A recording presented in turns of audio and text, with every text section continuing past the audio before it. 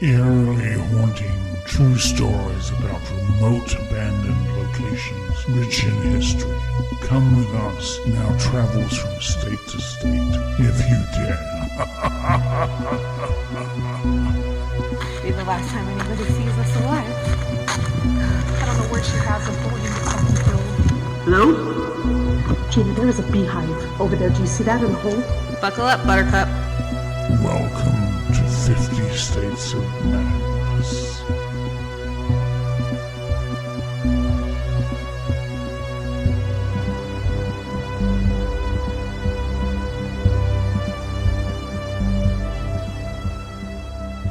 Hi. Hey, Welcome to 50 States of Madness. welcome. I'm Shannon, I'm Gina. and we are going to do another Shoot the Shit episode. Yes, we are. Because sometimes things come up in the news, Yeah. and I'm like, we need to like just kind of touch on this or Just talk talk about about it. it because it's coming back around again. Yeah. But before we get there, I show up at your house today, and you have this. I don't know if you can see. You have this sitting on my desk. Yeah. This was one of my favorite books because I'm a huge Dr. Seuss fan. Yes, as And am I. I don't know how you got it. Like, but I borrowed it probably. how old were the kids? Okay, so it had No. to be 10 years ago at least because it moved with me from my old house to my new house. So, That is so funny. but I used it for my classroom because Well, you don't want to keep it we for your do classroom? no at the time Oh. I did like a whole Dr. Seuss like reading across America week thing or whatever Oh, with my kids. yes. So and then I've literally just had it on my bookshelf, That is so and funny. yeah, all this time, and I just have never I totally forgot about it. And then when you put it right here, I'm like, that looks familiar. yeah, so it's probably a little dusty. It is just a tad, but that's okay. Yeah. But So there you go. Still, thank you. I get my You can Dr. have your Seuss Dr. back. Seuss book back. Have a day of reading with Dr. Seuss. Yeah. But the case that I saw in the news the other day that popped up, and of course, you know, it's probably still going on by the time this airs, or maybe there actually might be further along. Yeah. But it's about Joran van der Sloot, the guy who is being extradited from Peru Yeah. back Lima, Peru. He's serving a prison sentence over there. Back to, I want to say, Alabama. Would I Oh. be correct? I don't know. Yes, I think it's That's where he's coming back to? Birmingham. Where is she? Was okay. So let me back up a little bit. We're talking about Natalee Natalee Holloway. Natalee Holloway. She was the student in 2005 who went on a trip, her senior trip after they graduated, to Aruba. Right. About 125 classmates, all of them all together, went to the island of Aruba. And on the last night, she was out partying with her friends. And she ends up, the last time she was seen is she ends up being seen with this Joran van der Sloot, who lived on the island of Aruba. His dad was like a judge Yeah. on the island. They're originally from the Netherlands, and with two friends, Deepak and Sadish Kaupo. They were brothers, and I don't know if I'm pronouncing their names correct. Yeah, I or don't know. not, but Those are rough ones. yeah, but Please excuse my. she is very loud today. I was feeling very Lisa Frank. Her sweatshirt's screaming at me. Stop yelling at me. I'm looking at myself in the monitor and like, I'm like, She's- woo, She's very bright today. bad choice. So she was only 18 years old. She was celebrating her graduation from Mountain Brook High School with classmates. And so she never, the night before they were supposed to fly back, she never showed up for her flight. So then the parents were informed. The parents were out of town at the time, I believe on a skiing trip, something like that. I don't have a lot of the details since this is kind of like a shoot the shit. We're not like retelling the story of And I Natalee feel Holloway, like, but yeah, because I feel like with this story, I feel like, oh my God, there's been so much information over the years, like Yes. it's been almost 20 years. yeah, it's been, But yeah, I feel like since there's 2005. been like so many different things have happened with this guy. Oh, Vandersloot guy. this guy is like, I mean, all I'm gonna say is guilty. Like, Well, I mean, yeah. those. If you want to know my thoughts, guilty. Come at Yeah. me. he definitely Come did. at me. He did it. I mean, and I'm just going to bring up some facts that I was reading about, trying to catch up on the case, because since he's being extradited back, and it's not for her murder. He's not coming back because they want to charge him with her disappearance or her murder. Natalee Holloway's body has never been found. Yeah. What happened was he ended up in 2000 and, let me see if I can see, in 2010, 5 years after her disappearance, March of 2010, Joran reached out to Natalee's mother and the attorney and said he knows where Natalee's remains are and how she died, and he'll tell them everything if they wire him $250,000. Loser. Yeah, they said that they would have to give him $25,000 up front, and when they find the remains, then they would have to pay the rest, right? That just shows you what kind of individual this is. Yeah. They let him go in Aruba, and there's this whole thing, like, if you need to catch up on it, there's a whole lot of podcasts that actually go over a lot of the details about it. But, the family flew out immediately to try to find her. At first, the Aruba officials were all welcoming. Oh, yeah, we'll help you. But then it was shut down quickly. Mm-hmm. A lot of cover up, a lot of hiding. I don't know if it was because of the judge. I was going to say. That's just a starting point. Yeah. Who the family was, who he was the son of. But he, and a lot of people at first were like being taken in, arrested, because you can arrest people without, a lot of evidence at the time in Aruba. So they'd arrest him, but then they let him go. And I think like in other countries, the laws are just so different. It's different. Yeah. Things are so different. So there's all this things happening, and there was a lot happening in the beginning, but then it just stopped. And the Aruba was no longer welcoming to the family. They didn't want them there searching anything. They didn't want them prying anymore. I know I was listening to a podcast. She's not my favorite person to listen to because I think she speaks very disrespectful to her guests, but Nancy Grace. Oh, I was going to say, you got to be talking about Nancy Grace. Yeah, she's just very disrespectful, but The only time I can really listen to her is if there's a case that I'm really, really interested in and nobody else has covered it yet, then I'll listen to her. And she does get but where most people don't get to go to. Yeah, and but I can't stand the way that she just, she's so degrading to people and she's just mean. She's just outright mean to them. Yeah, and I just think there's an arrogance about her that I don't like. But when I need to know certain facts, I do turn to her podcast. So I am a subscriber. I subscribe to her podcast. I do listen to her. So she actually talks about how they were boots on the ground there and how Aruba, the authorities there, treated them while they were there trying to find out the truth for Natalee. I really do think she is for the victims, but the way she talks to people who are on her side, she's just so rude and callous about it. But it's just her personality. It's her, yeah. It's her. And so, but, we know that she was last seen with these guys, but because of lack of evidence, nothing was ever done. He was actually released, and nothing tied him to the crime against Natalee is what they said. And so they let him go. In 2008, fast forward, Joran's now in the Netherlands, and there's a Dutch TV sting operation that has Joran admitting on camera while smoking marijuana that he was there when Natalee was killed, and he knows all about it.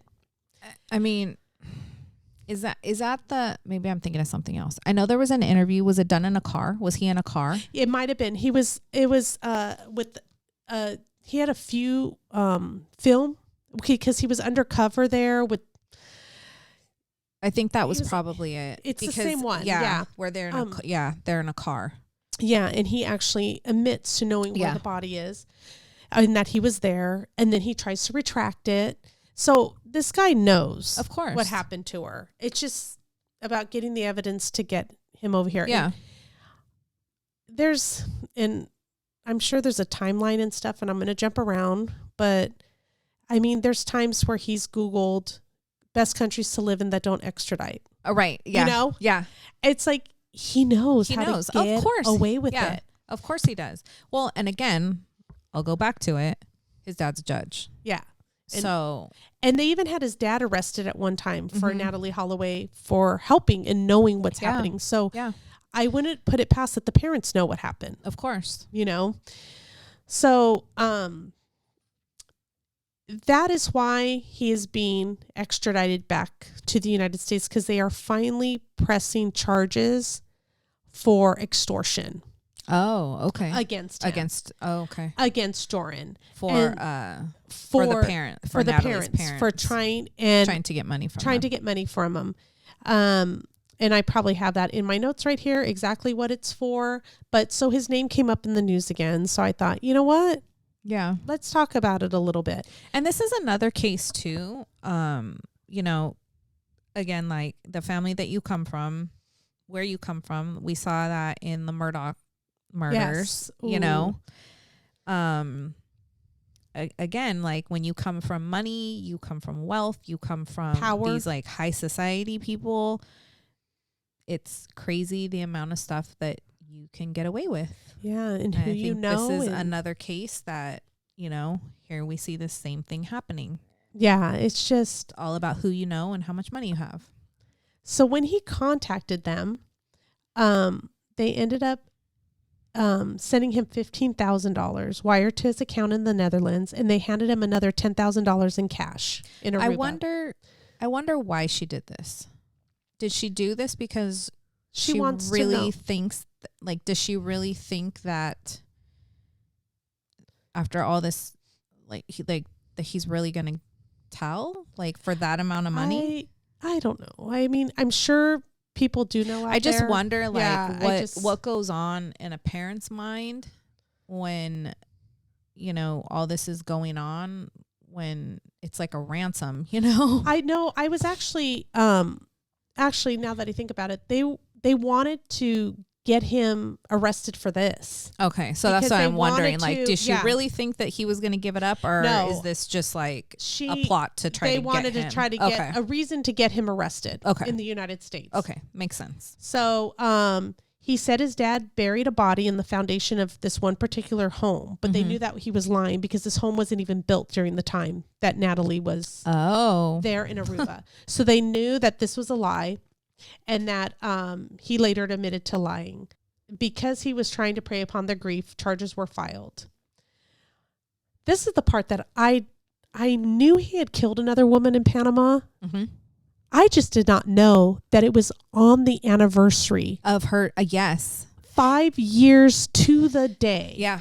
So May 30th is the day they believe that Natalee Holloway was killed.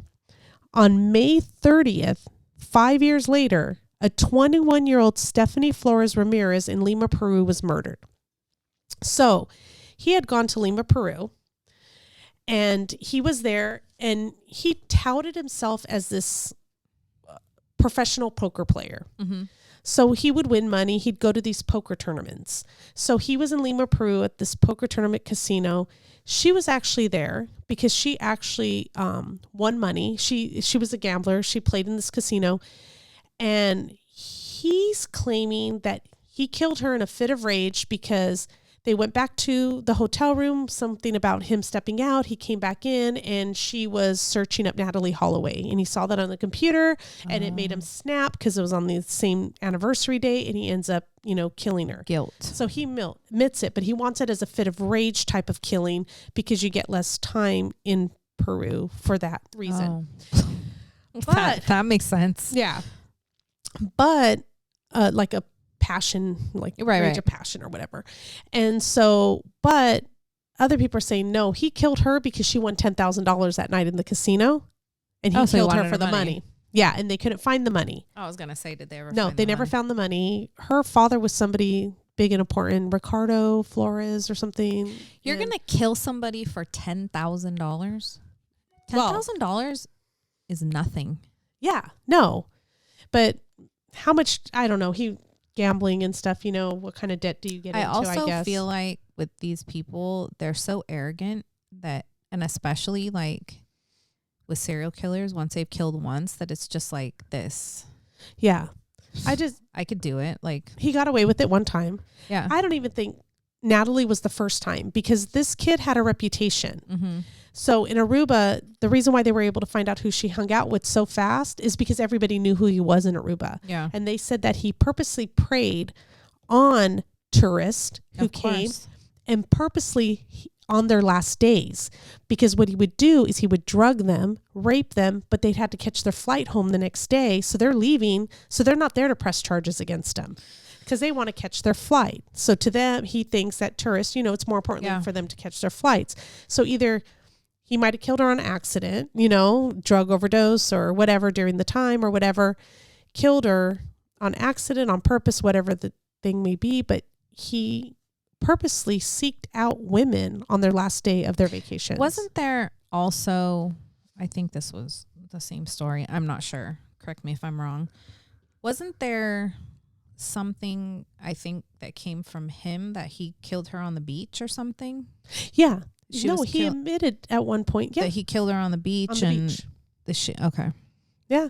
And that it's been so long he since he had called a friend to come who had a boat, and they put her in the boat and they took her out into sea and they dumped her into sea. Another story of his. Right.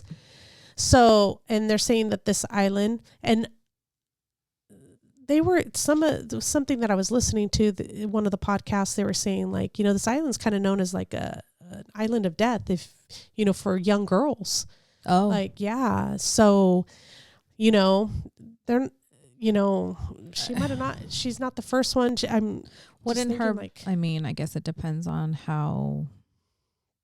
if that's the case, how far out they were, but wouldn't her body have washed up to shore by now? Yeah. I don't. Or, and then, I mean, but he's also claimed that he sold her into sex slavery, and he has been known to be associated with sex slavering. So as far as when he went to Thailand, was it Thailand? Gosh, I'm telling you, this guy has been everywhere committing crimes. That's what I'm saying. I feel like this case has been all over the place, and there's just been so much. But could you imagine if she's still alive? Yeah. Which I'm sure there's probably a group of people who still believe that she's still alive. And I mean, I don't know if that's a good thing or a bad thing. But yeah, they did say, because I want to say it was Thailand. There's a lot of stories, but that he actually ran a ring, like he got in trouble there trying to get young girls. Oh, so like sex trafficking. Sex trafficking. Thank you. That's the word I was looking for. Sex trafficking. He would lure them by saying he was with a modeling agency in the Netherlands, and he would get them first. He would take them for sex trafficking. These young girls, as young as like 14, 15. Yeah. So, and this guy's a piece of work. How do you?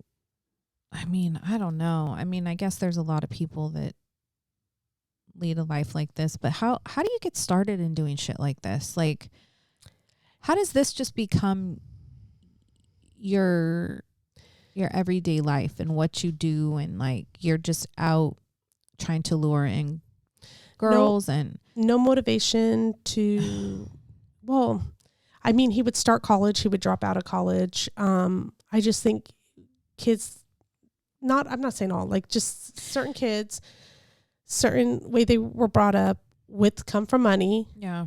They feel like they're untouchable. Yeah.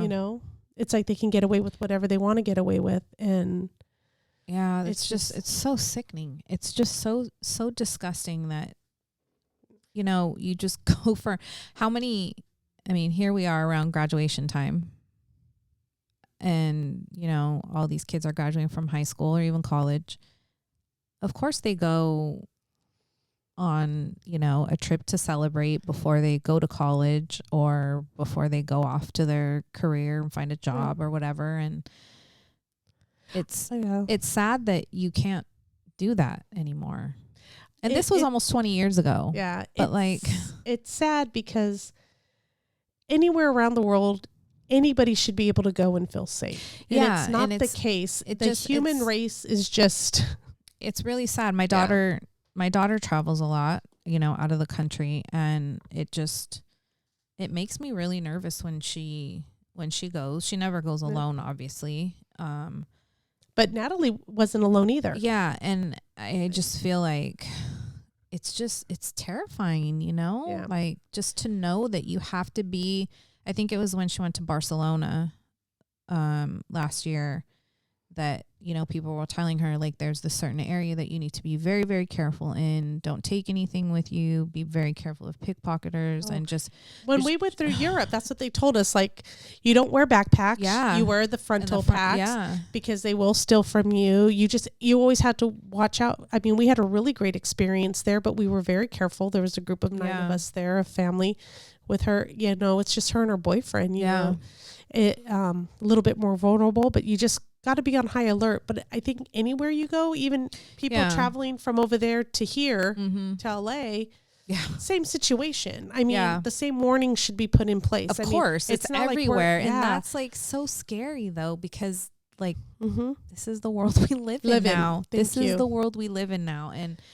it's so sad that you can't go outside just for a walk anymore. And you have to just be so careful.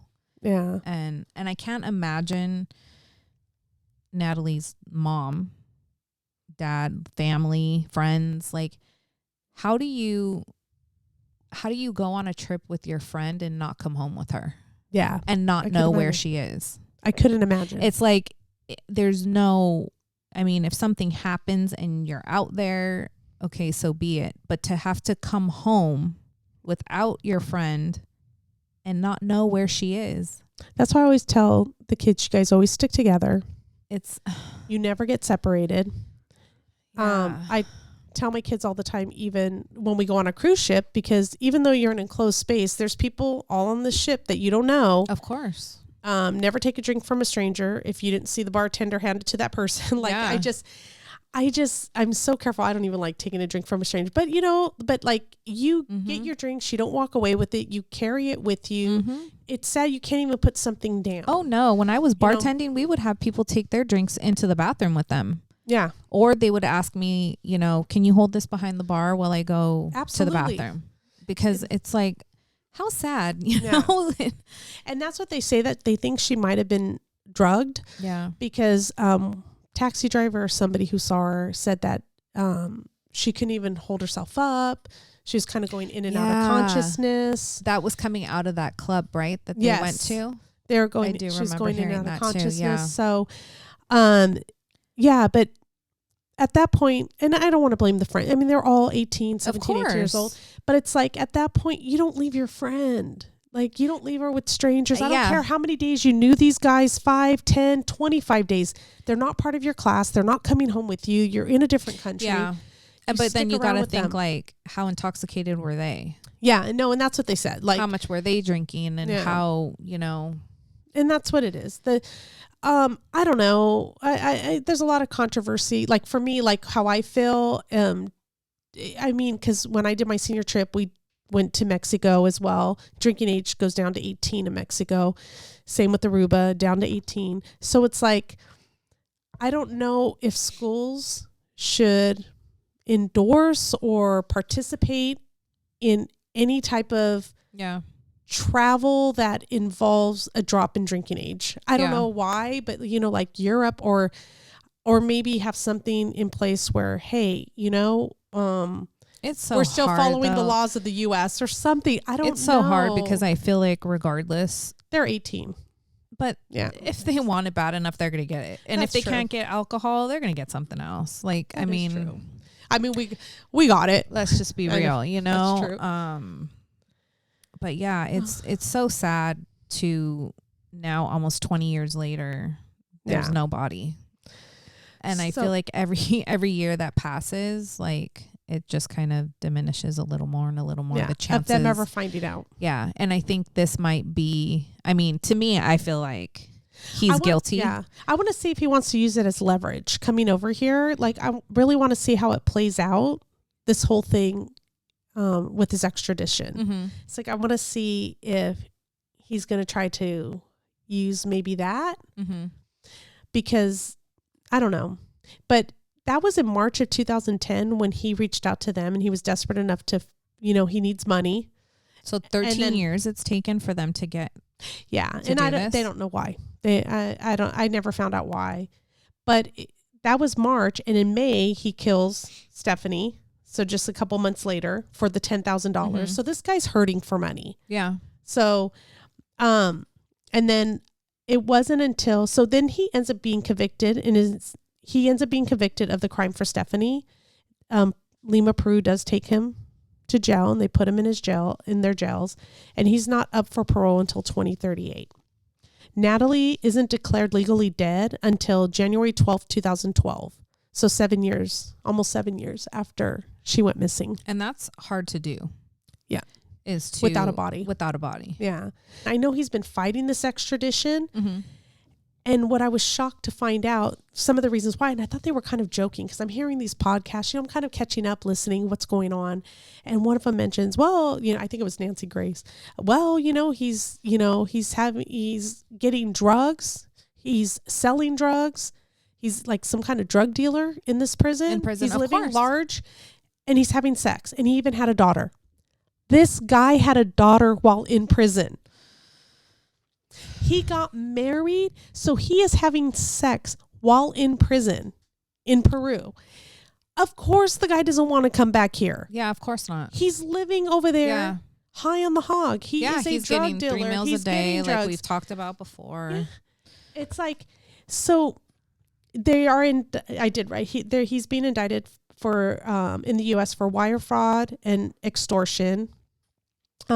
If he's convicted, he can face a multi-year sentence after he finishes his sentence in Peru. And when is he how long is his sentence in Peru? And he's not eligible for parole until 2038. Okay, some people said 2040, some said 2038. So at least 15 more years. Yeah. And then they said with this one, with the back-to-back sentences, he probably will be an old man before he's eligible. How old is he? You know what? That's a good question. He's young. He was young when he was like in his happened, 20s. So 2005, let's say he's probably in his 40s, maybe late 30s, early 40s now. Yeah. Hold on. Find out how old he is. But he has, they say in Peru, he has access to alcohol, drugs, sex. He marries Letty Figueroa, and she has a daughter named Dushi Trudy, who was born on September 30th, 2014. Wow. I know. So he didn't waste any time. No. And in February 2016, an undercover reporter filmed Vandersloot confessing to Natalee Holloway's murder. The film shows Vandersloot in Dutch laughing over how he never told the truth about the whole event and that he did in fact kill Holloway. His Peruvian wife is also present during this conversation. That's the one that I saw. That's the one. He's 35. He's 35. Yeah. So what is 2038? Let's say that's 15 more years. Yeah. So he'll be 50. 50. And then if they do the other one, a multi-year sentence, well, I mean, even if they give him 20 years, he'll be 70. To me, that's still too young to get out. His ass should be there till he dies. Mm-hmm. I just don't think he should come out. This guy's disgusting. He's a creep. And the thing that I think of is like, he's able to be in Peru, living life, doing whatever he wants, selling drugs. Well, they got really upset. The wife was talking about how she was really upset back when the daughter was born in 2014. She was saying something how he had pissed the warden off at where he was at. And so they sent him to this really far away prison down there. And she's upset because now she can't see him and he'll probably never see his daughter. Well, which and that's finally it's by time. About time he shouldn't have been having all those freedoms to begin with. Like, why are you allowing people to reproduce that are already in the criminal justice system? Yes. How are they going to take care of their kids? Who's taking care of these kids? So